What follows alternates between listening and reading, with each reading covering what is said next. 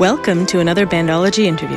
Bandology is a Canadian nonprofit dedicated to more music for more kids via education, collaboration, and community. Hi, everybody. My name is Sandy Wright, and welcome to another episode of Bandology's interview series. Today, I have the absolute pleasure of talking to Colin Clarke, a conductor and music educator and all-around wonderful man. Thank you so much for coming on today. My absolute pleasure. Thanks for having me. Can you tell me and our audience a little bit about yourself and what you do? Ooh. Let's see. I am a conductor, music educator. I conduct several ensembles, including the Toronto Youth Wind Orchestra, based in Toronto, obviously, the Oakville Symphony Youth Orchestra, based in Oakville, obviously. I do a lot of freelance conducting, festivals. We met at one point in time at a festival, so a lot of adjudicating and stuff like that. Guest conducting with choirs, bands, and orchestras all over the place. And I just try and keep busy doing the thing I love. That is a wonderful career trajectory. It's like, I just do what I love doing. And that sounds awesome. Can you tell me a little bit more about, because you founded the Toronto Youth Wind Orchestra, right? Yeah. The Toronto Youth Wind Orchestra was modeled after two experiences I had in high school. Number one, we had an honor band in high school. I grew up in the Peel District School Board, and the late, great Bramwell Smith II was the person who came in as the guest conductor for our honor band. And the experience was it was such a big experience for me because it was the first time in my life I was in this place where everyone wanted to be there. Like, you go through your high school and you play in the band or you sing in the choir sort of thing, and some of that for the marks, it's something like the easy mark for music. But that was the first occasion I was there where there are people all over the Peel District School Board who wanted to be there, who wanted to be challenged, who wanted to have good music, even like harder music. And it was great. So that program, unfortunately, was canned by the Peel District School Board. And that gave me an idea to do something a bit like the same idea, but bigger and stronger. And then I also played as a lad in the Toronto Symphony Youth Orchestra. I played percussion for a few years there. And same idea, like people who were just grounded and dedicated and passionate, wanted to get together and make a high level of music making. It was my first orchestral experience, and it was extraordinary. So I modeled the Toronto Youth Wind Orchestra after those two experiences to give something that was, band focused, so wind centric, and looking at kind of higher level repertoire, and as the closest to excellence we can come with what little experience I had. But that was the genesis behind those. The short answer for the genesis of the Wind Orchestra program. That sounds amazing. And I know there's programs like that now in many places with like youth concert bands. I think there's one in Guelph, there's one in KW. For you, when did that journey into music sort of start? Because obviously that's like end of high school, you've been doing it for a little bit, but where did you sort of first pick up that first go oh, I'm playing an instrument now? In grade 6, in grade 2, we all got recorders. And I'm actually a pretty good recorder player, come to think of it. I love the recorder, and I didn't have any instrumental music, like official instrumental music training until grade 9, because grade 7, we had recorder again, which was, in grade 2, recorder's like the best thing in the world, and grade 7's kind of lame. So there was like the whole grade 7 class in my public school, like 700 and some odd kids all took recorder, and I think we all hated it. And when we played together, it sounded like we hated it. It was just an ominous noise. Just oh dear, it's just horrible. But when I got to grade 9, I finally got to a school that had a authentic and rich music program. So I started as a percussionist in grade 9 because my high school, they had, you can take either band music or percussion. So you can take instrumental, brass and woodwinds in the band, or take percussion. It was a separate class. Wow. And it was fantastic. So we had a separate teacher, and we studied everything, drum set technique, percussion technique, mallet percussion.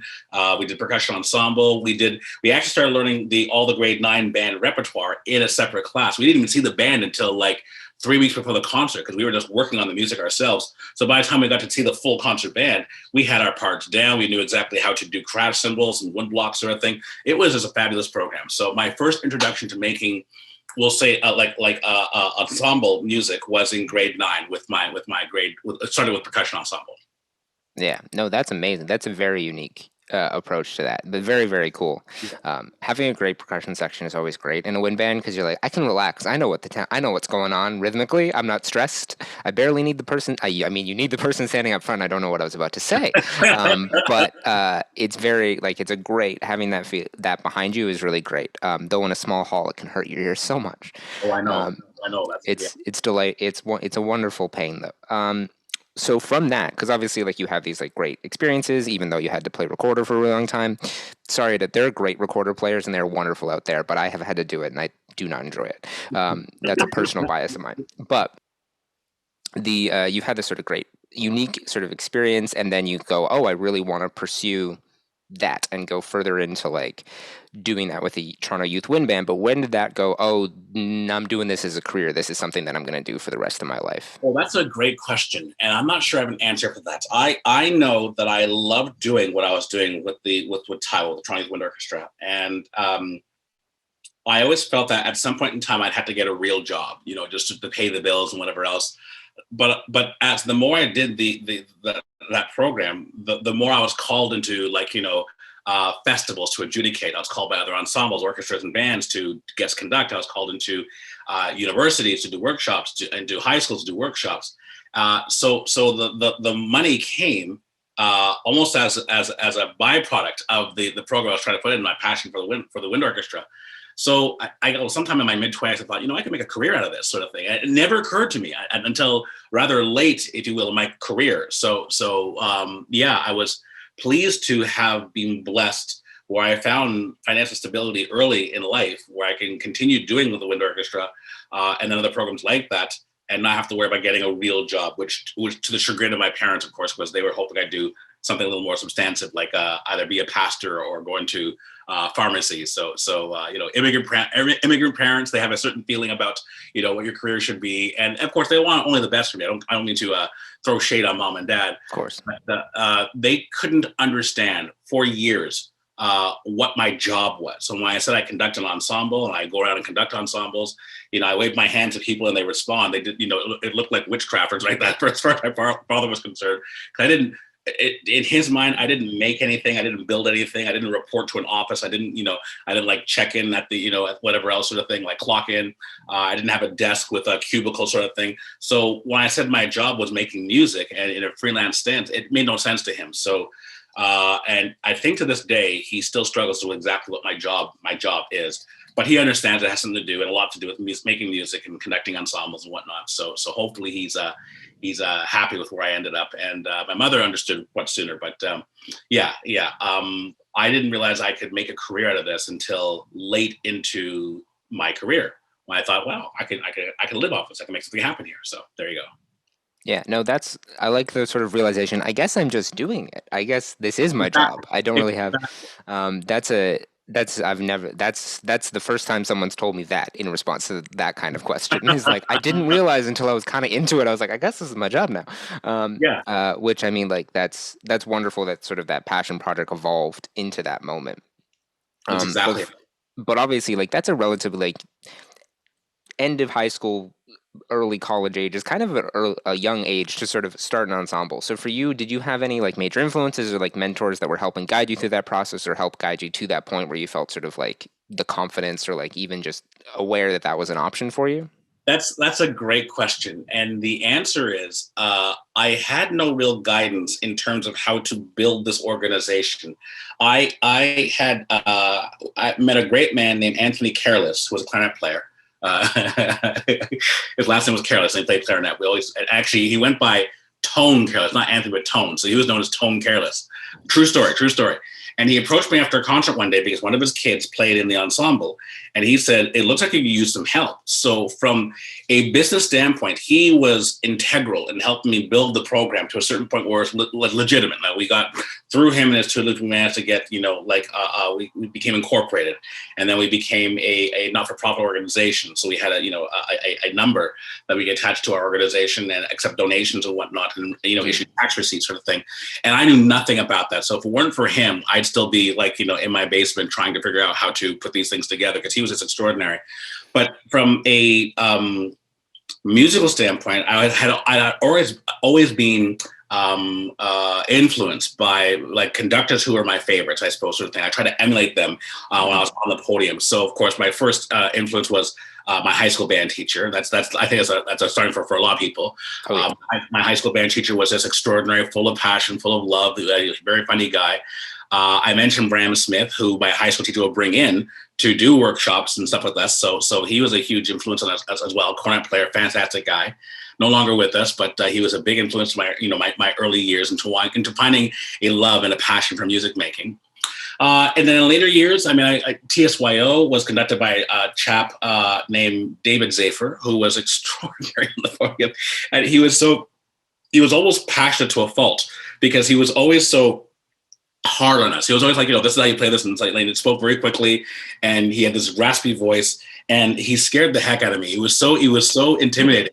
But the nicest guy in the world. He just wanted to make the best music possible. And he would find ways to get us to reach deeper and pull out the best sound and the best effort we could to make extraordinary music. I could spend hours talking about any one of these people, because they were so extraordinary in my early years. And then to develop my craft as a conductor, I used to watch people like Dr. Glenn Price, Dr. Mark Hopkins. I used to attend rehearsals all the time. The Toronto Symphony actually has a great, they're fantastic, because I called them up one day and said, can I just watch one of your rehearsals? I'll sit in the back and watch one of your rehearsals. I want to see what a conductor does in terms of rehearsing. And they were cool about this. They said, come in, sit there, don't make a sound, and you can watch whatever you want. So for the longest time, just go to rehearsals and watch rehearsals. And so I picked up some great, insight from just watching, professional conductors do what they do. So I've had many major influences as a result of that. When I finally decided I wanted to do this as a living, and I tried to hone my craft, as it were. Yeah, no, that's really, I think those asking, I know when I was in university, I got the opportunity to go watch for a conducting class, actually. I got the opportunity, we had to go watch an ensemble. We had to go watch somebody conduct, and we were able, because I was in the TWYO Youth Orchestra, they let me, I asked... Yes, the Youth Orchestra Program. And they let me into one of the KWS rehearsals under Edwin Atwater. And that was, you just sat there and were like, oh, that's how you do this. Because it was just so wonderful. And it was so a great moment. Those experiences, though, obviously gave you a lot of influence, and you've had this sort of big career that happens outside the TWYO, but also into things like the Oakville Symphony Youth Orchestra and also the Oscar Peterson Program, which is sort of a new appointment for you. Could you tell me a little bit about what you do there and what that whole thing is about? The Oscar, thank you for the question. The Oscar Peterson Program is the brainchild of the people at the Royal Conservatory of Music, and what they want to do is establish a program. They've actually been doing this for years already, but they wanted to put more of a point on this, where they're reaching out to underserviced communities and trying to offer music education in its highest level of music education for anyone. So on the surface, the Oscar Peterson Program is going to provide music education tuition-free for kids who are looking for lessons or for a place to, and hone their skills, sort of thing. And my job is to find ways to encapsulate that as we go into the community and try to get people to join up.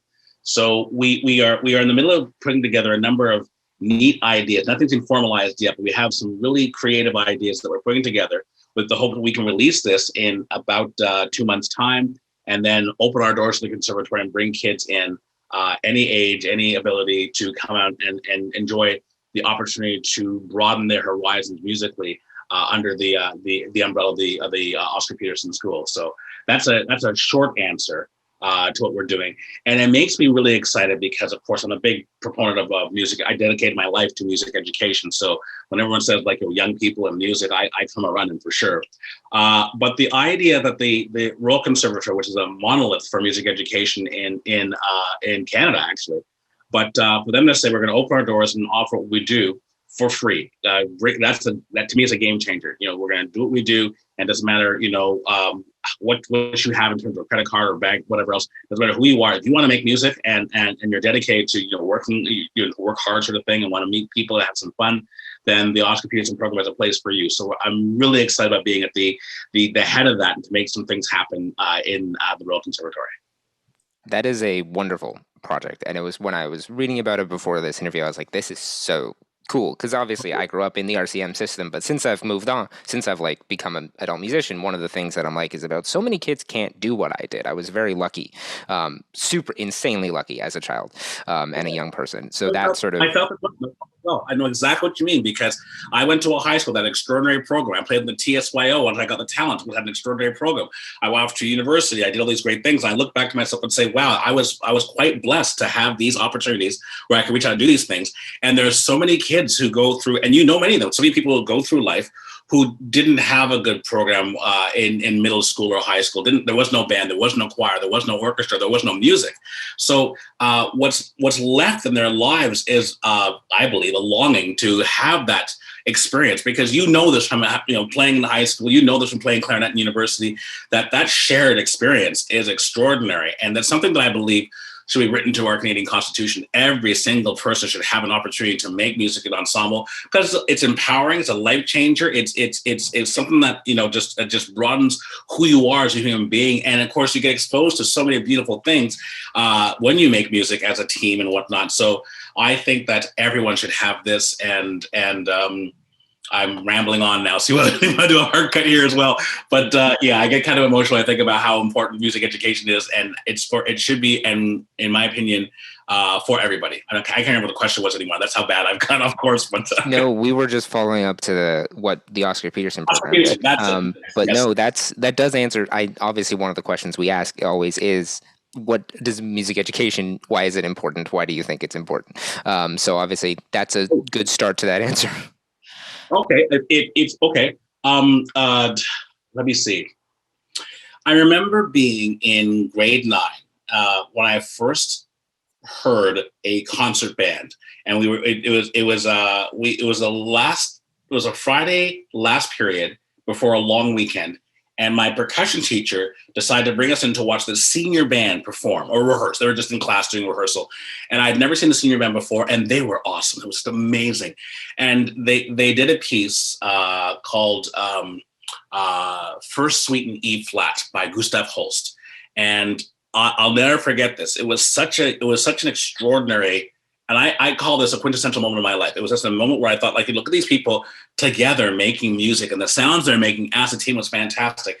And it didn't matter where you came from. In later years, I remember my high school teacher saying that the music room was not only a microcosm of the society at our school, but was also the great equalizer, because it didn't matter how short you were, how tall you were, how healthy you were, how much money you had, what your parents did for a living.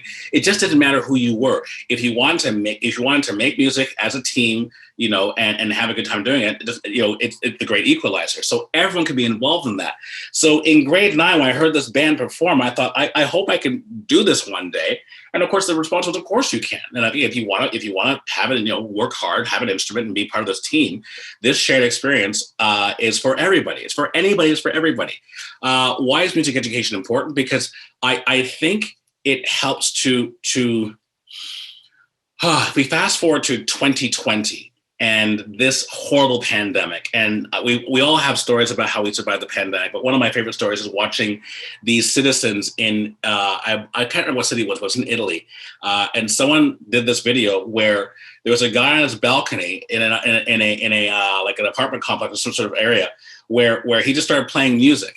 And then people began to sing along with the music, and then they grab their instruments, they play along as well. So imagine being locked inside, isolated in your home, and there's nothing you can do. You have no connection with other people. And he went outside to his balcony and just began to play. I believe it was like an electric keyboard sort of thing. And then somewhere else on the balcony over there, someone grabs a trumpet, someone else, starts to sing, and someone else. And it just brings people together. So to have that connection with people through music is something I believe, I'm repeating myself here, but I believe that every single Canadian citizen, every single citizen of the world should have experience to. Music education is important to me because I think it broadens who we are as human beings. And I think it doesn't matter if you go into music as a career, that's not the point. It's having that perspective of art and classical and the extraordinary things that we as human beings crave and love about what we do. And to be able to play an instrument or sing a song and contribute to that, I think is an extraordinary thing. So I think whether you are a musician itself or patron of the arts when you get older sort of thing, I think having that music education kind of establishes the foundation of who we are and the culture of our society. So very important thing to me. No, that's a really thoughtful answer, and I especially like that sort of like idea of it like broadens who you are and provides connection, because that's the thing that I think those are the intangibles of it. It's like they're obviously tons of evidence for how, and it's very important to this conversation, that like music education improves other things. You learn skills in music that are deeply applicable and improves things like math scores and like educational achievement and academic achievement in later life. And that's vital. But That's those a better answer than my answer. That's a better answer than mine. Yeah, use that one. No. But those intangibles, I think, are another thing that we need to talk about and vocalize, because those are the things, well, it's like, yeah, it gets my math scores better, but is it really valuable? It's like, yeah, because in 10 years you might be stuck in a pandemic and want to play piano, or be learning piano in the pandemic, which I know from the amount of Simply Piano ads I get, tons of people have done. But those intangibles are so vital. So for me, one of the things that I think is really cool about like your career is that you've been able to like, do some amazing performances and go to places like, did the TWYO go to Carnegie Hall? Am I right in saying that? Correct. Yes. For you, including that one. But what are career highlights for you? Things that you go, oh man, I'm so glad I got to do that, or I'm so glad I got to be a part of that. Okay, I'll just round them off as best I can and edit what you want. But there's just so many stories. I mean, I with the Wind Orchestra, for example, the first time we performed was once called the North York Performing Arts Center, which was then called the Toronto Center for the Arts, which is now called the Meridian Arts Center. But our first performance there, we did Holst's The Planets, and we did the entire thing based on a specialized arrangement. We had a choir there from multiple schools, and to be in the middle of all that and create that sound, and that was like an integral moment in my life. It's an extraordinary experience. And what great musicians are working with. So that was a big thing. And we sold out the hall. So like, how many times does a community concert band have 1,000 people in the audience? It was just extraordinary. So that was a big moment for me in my career. I did a rehearsal. I'll talk about career highlight. I did a rehearsal with my Oakville Symphony Youth Orchestra about 5 weeks ago. And this is after coming out of lockdown. So we take for granted what we do in terms of musicians and how much we need each other. So when I had my first rehearsal with the full string orchestra and the winds, because for a while we could only watch the strings first and then the winds would kind of watch online sort of thing. We put them together and we started making some sounds as an orchestra together for the first time in a long time.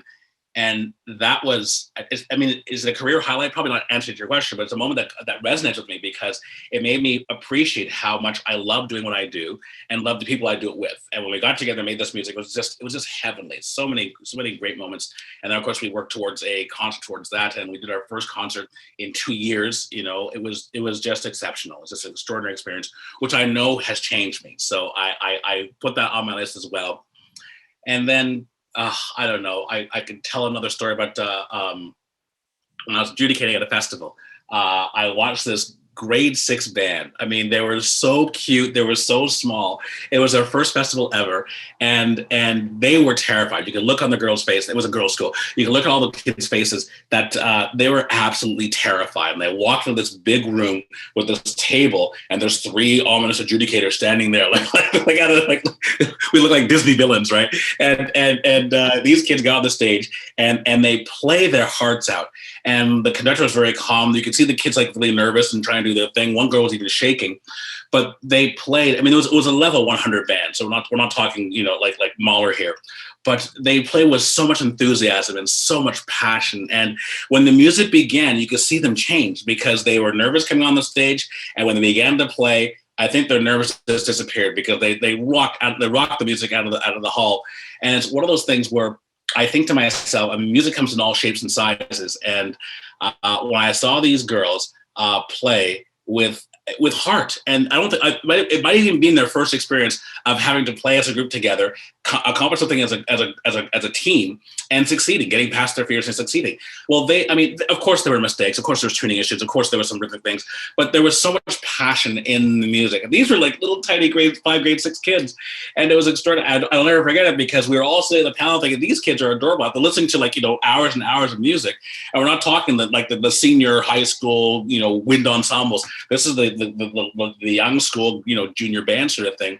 And I even learned after they performed, I talked to the teacher, that one of the girls like threw up seconds before they came. They were so nervous. One of the girls actually threw up before this. And the reason why they're late is because all the girls went around this girl and tried to help her and said, "Are you okay? What can we do? You'll be fine. You'll be okay." She did her business. She cleaned herself up. They got her on stage, sort of thing. She was there. And again, you think of what they went through to get to that point, and when they succeeded as a team, I want to believe that's going to be an experience that will be with them for the rest of their lives. And I know I was changed myself from seeing these people come on stage, do their thing, and rock it so hard. So yeah, I have so many quintessential moments in my career in terms of things I've done or experienced, and that's just the top like 3 or 4 right there. I could spend the next 45 minutes going nonstop about some of these experiences I've had. But yeah, that's a short answer and kind of a long-winded version of of your question. But yeah, I love what I do because I get to experience things like that in my world, a performance or adjudicating or guest conducting. I love what I do for those reasons. Yeah. No, that's wonderful. Man, I can't imagine being in 6th grade and having to be adjudicated. That would be, I mean, I guess I did piano exams at that time, but like in an ensemble with a bunch of other people, that would be very exciting, but also terrifying. I would say piano exams would be a little harder because you're on your own. You know, you can't rely on second clarinet or conductor or whatever else or your teammates or anything. You're on your own there. So you get it. You understand where I'm coming from. You understand where these girls are coming from. And any kids who are playing at that level and doing some good stuff. So yeah, good times. So obviously, you've had all this experience like working with young people and like engaging with them. But obviously you've had a music career yourself. So for people who are younger and young musicians who are interested in sort of the career pathway that you've taken or or like working with conducting or the instruments that you play, like what advice would you give them? I think my answer would be consume everything. If you are a guitarist and you want to be a good classical guitarist, listen to reggae, listen to everything, listen to anything you get your hands on, sort of thing. Consume everything. When I was a young conductor, one of the best advice was given to me, I think by Dr. Cochran's, as a matter of fact, was to attend as many rehearsals as possible, and not just orchestral rehearsals. Like, you know, go to wind bands, go to jazz bands, go to choir rehearsals, go to brass band rehearsals. Just consume everything you can get your hands on, experience it, because that'll help you become and develop the things you want to, portray when you're on the podium as an educator, teacher, conductor, sort of thing. So I would encourage young folks who are looking to start a career in music, whether it's education or performance, go to concerts, any kind of concerts, get that experience, get that build of experiences, and enjoy that. Go to rehearsals when you can, and suck up everything you can. Go to, for example, master classes. That's really exciting stuff. When you see, even if you don't play the violin, to go to a master class for a violinist and see what they can do and how they achieve that. A colleague of mine used to say quite often, "I steal from everyone and I share with everyone." I stole that idea not for my world. So I steal from wherever I can in terms of getting information, getting new input, and use that to better myself as a musician, and then share with anyone who will ask me, anyone who wants to hear me babble on about whatever. But steal from everyone, share with everyone. I would say consume everything. Yeah. Yeah, no, I would second that advice to anybody wanting to be a composer, because like listening is the number. Like, you listen to as much music as you can, and that's something that I think I know when I was younger I missed. I was like, I've heard it, like I don't need to. And then I started listening to more music, and then I'm like, that's why I get it now, because now I have ideas, because I'm like, well, that was really cool. And if I do that, like, you get these like ideas and influences, and just sort of like, if you don't expose yourself to it, it's not going to come out in your own artistry or your own like career making. And it's so vital, sort of that engagement. It also, you go to concerts, you meet people that care about the same thing you do, and you get to build like community. And that's a huge thing that has been lacking during the pandemic, and is very exciting to be sort of stepping back and going into that as like safely as we can as things move forward. Yeah. So again, that was better answer than my answer. That was fantastic. Thank you. Thank you so much for answering sort of all those like big sort of large scale like music questions and things about your career, which have been really interesting to hear, like all of those experiences and those perspectives. But we want to round it out with what we call the Fast Five, which is a more relaxed, rapid fire. I answer you, ask a fun question, you answer it, kind of get to know you questions. You think we can do this? 100%. Let's do this. Great. Also, I will warn you, Fast Fives never go fast. They always take way longer than we expect. I'm going to be fully upfront. Thank you for that option. I in appreciate advance. I'm just going to let you know. Free yourself from the stress. So question 1. Sure. Favorite movie soundtrack? Orchestral soundtrack or pop soundtrack? If you have one of each, that's great. Okay, good. Okay. Pop soundtrack, I'd say my favorite soundtrack is the soundtrack from Pulp Fiction. Of course, there's also The Bodyguard and Do the Right Thing. And okay, so somewhere around there is my favorite pop soundtrack. The Bodyguard's one of the highest selling albums of all time, which is terrifying. I didn't know that. Mm-hmm. Wow. Didn't like the top 20. Yeah. Wow. Okay. Yeah. Early 90s, Whitney Houston, Kevin Costner as the bodyguard. That was a really cool movie, and the soundtrack was fantastic. So Oh Purple Rain, good one as well. And about to throw in a fifth one, High Fidelity. I don't know if you remember that one. It's a great movie. Yeah, John Cusack. Yeah. So cool.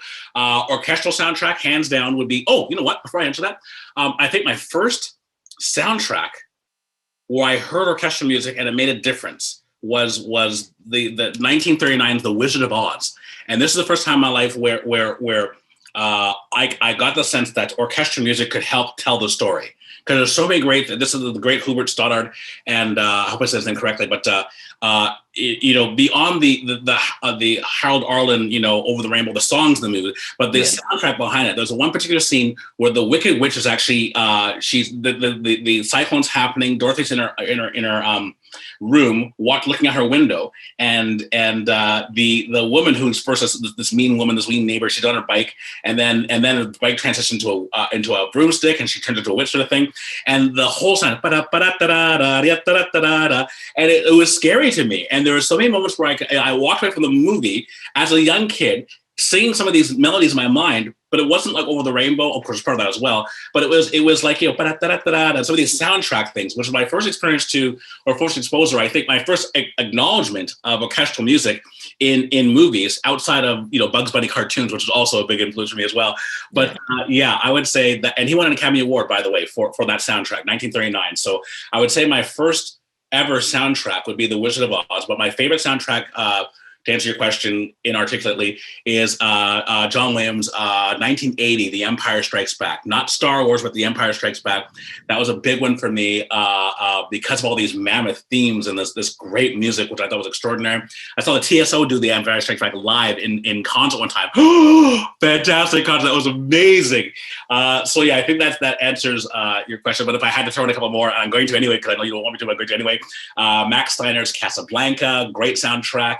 Not to be outdone, Michael Giacchino did the music for The Incredibles, and like Disney Disney meets James Bond. I mean, it was just extraordinary. I love that soundtrack. It just makes me laugh every time I listen to it because it's so over the top, and like he has these Hollywood pro players playing these lead child parts to sound like a James Bond soundtrack, but it's funny in a way because he's kind of overdoing that kind of James Bond musical trope, and there's these.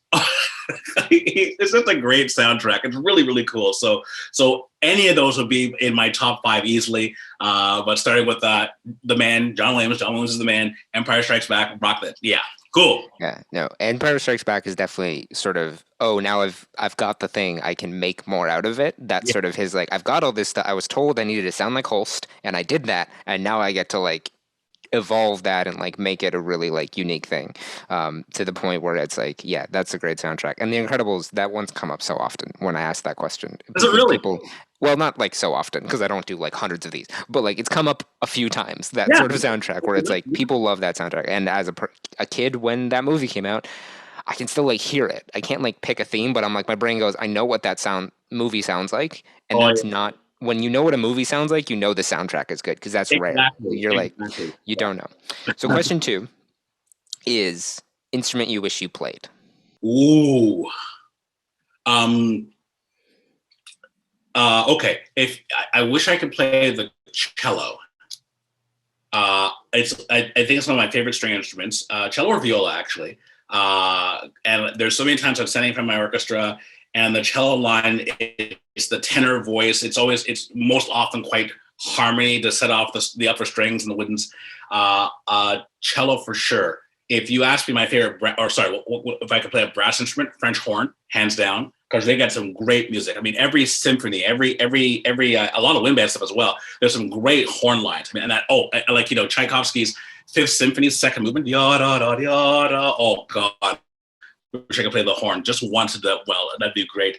Yeah, and maybe if you know what, if I had to add to that answer, jazz piano. I absolutely love jazz pianists. So there's something about that where they're going to sit at this massive instrument and make music. They can accompany themselves. They do their own things. They can add humor. They have personality. Oh, I love jazz pianists, and I grew up listening to a lot of great jazz pianists. One of my favorites being Chick Corea, who passed away unfortunately a couple of years ago. But if I could answer your question all over again, I think I would start with jazz piano because wow, what a great thing. Yeah. I teach piano and I'm like, I wish I could play jazz piano. That'd be great. That's on my learning curve list. You never stop learning, a musician, just think for any students listening.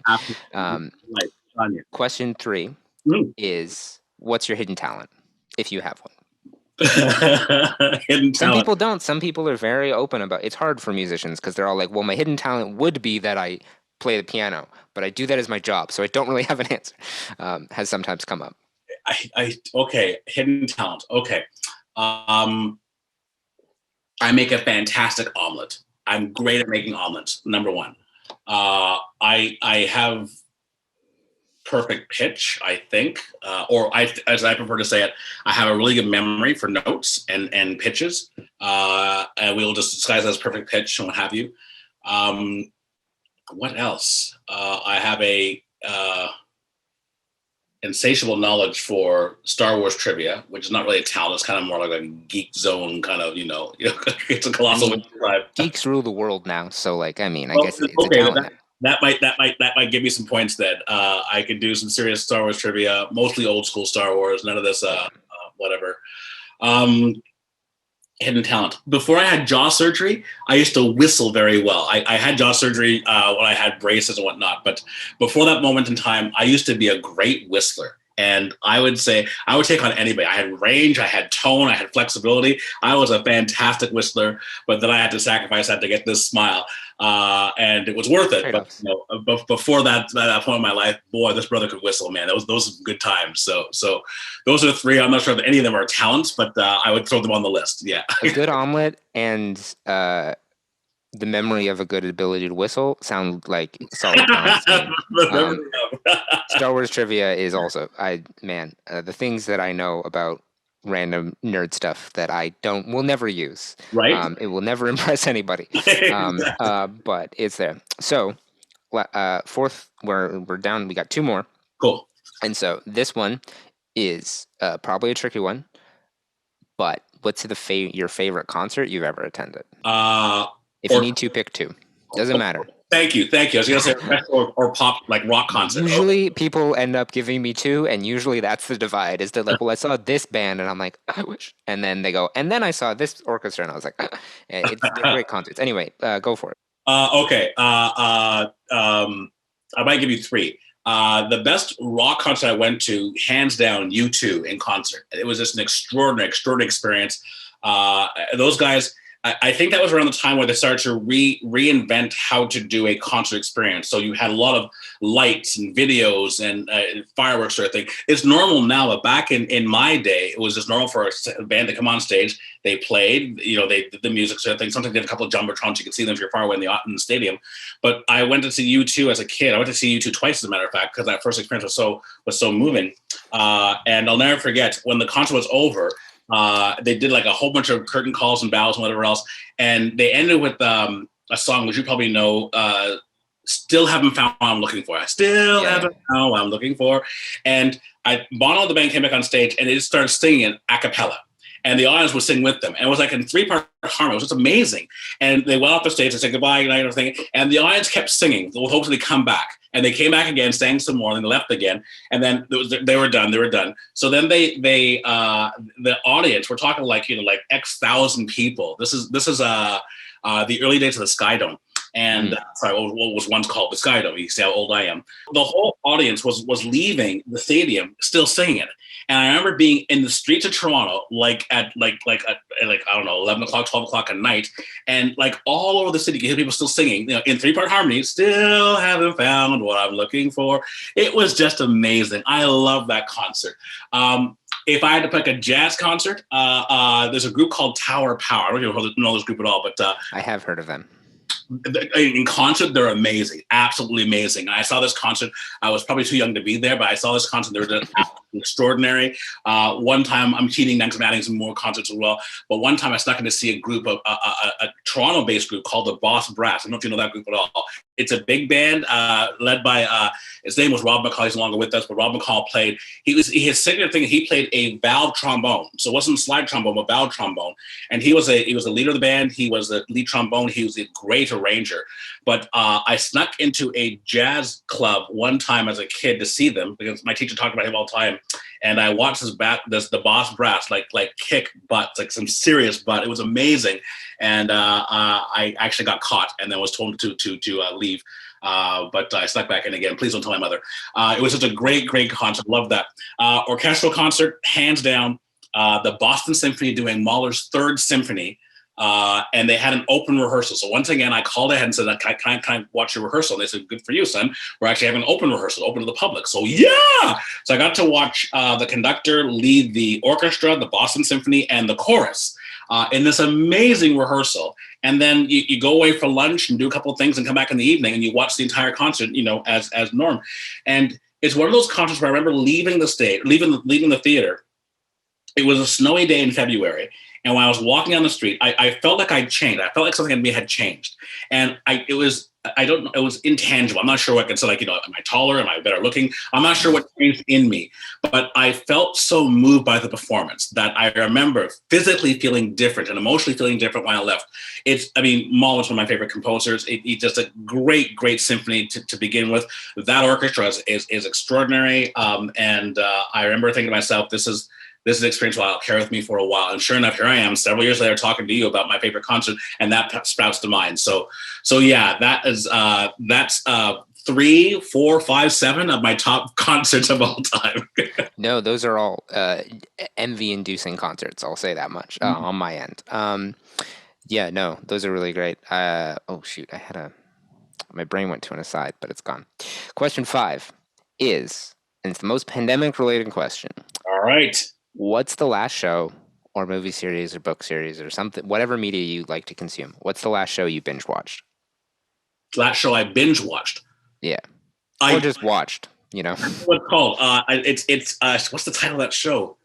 I just finished watching this. It's about that German girl who's like 29 years of age and she pretends to be a German heiress and she comes to New York and Inventing Anna? That's it. Yes. And she's like, hello, I'm doing this now. This is my job or whatever else. And she she had the gall to trick all these New York investors into, committing money into her projects or whatever else. There's something just as a quasi entrepreneur, there's something masterful about what she did. Of course, what she did was wrong. There's no question about that. But I just love stories about intrigue and that sort of thing. And I just binge watch it. You're right. In terms of the last thing I binge watched, it was that. It was called again Inventing Anna. Yeah. Yes. That was the last thing I binge watched. I thoroughly enjoyed it. I highly recommend that.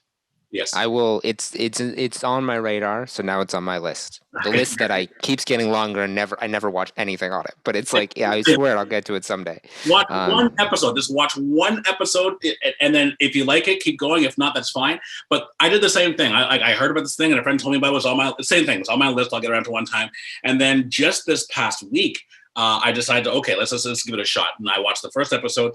And I love, espionage, those kind of things. Or I just like, tricking people, scams. Not that I love scams, but I love these stories about scams that don't impact me at all. Those are the best stories.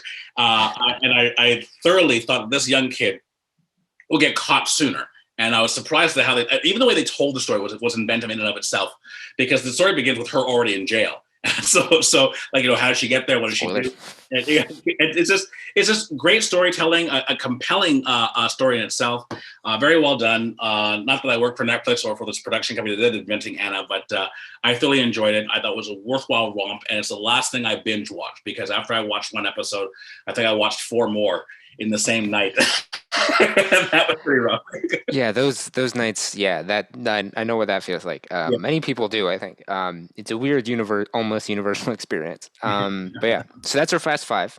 So my last sort of thing is to say thank you so much for coming with us, and to see if you have any exciting plans or projects coming up that you want to tell us about and tell the people listening about. Do I have any exciting plans? I'm cleaning up my basement tonight. That's exciting. That's great. It's an absolute mess. No, but for real, I'm in a position right now where I get to. I mean, things are slowly opening up in the world, and for the past 2 years, I've made no official artistic plans because it was just difficult. I think one of the most difficult parts of the pandemic was not being able to plan ahead. And I think we felt this in all some ways. It's every day felt like the same day for a number of times in the pandemic. But as a conductor conductors are very A-type personalities, not trained. They're A-type personalities where we plan ahead. We're always thinking about what's the next around the corner sort of thing. And for the past 2 years, I haven't, because there's nothing to actually concrete hang your hat on in terms of making plans. So for the first time in a couple of years, I'm excited about just putting together a concert season that we can, book theaters to do this sort of thing, to perform live for audiences, to bring in guest artists, to do, regular rehearsals. It's not a very exciting answer, but as I look at my calendar and look at plans that I have for the future, the idea of just making a season happen without having to go online for any of it, to make a season happen, we have our guest artists, we can perform in this hall. The orchestras I work with, and of course the Oscar Peterson Program, roll that program out. This is not really exciting, but I'm excited to be able to actually put together and plan and hope for a regular concert season. That's what I'm looking forward to. That honestly, that does sound exciting. As a musician, it was like, I got to plan for real things that are happening. It's great that that's like come back and that you get to have that experience. So the last thing I'm going to say is thank you so much for coming on and speaking with me and talking with the wonderful people who follow us and watch us on Bandology on Instagram and Facebook and YouTube. Thank you for listening, all of you. I hope you enjoyed this wonderful interview with Colin Clarke, and have a great rest of your evening. Thank you, Sandy. Thank you for everything. It's good to work with you. Thanks for joining us. If you like what you heard, you can learn more about our organization at bandology.ca, which features information about music education, advocacy, and research, and our Play a Gig and Bandcamp programs. Follow us on social media for more videos, performance, and interviews on Facebook, Instagram, and YouTube.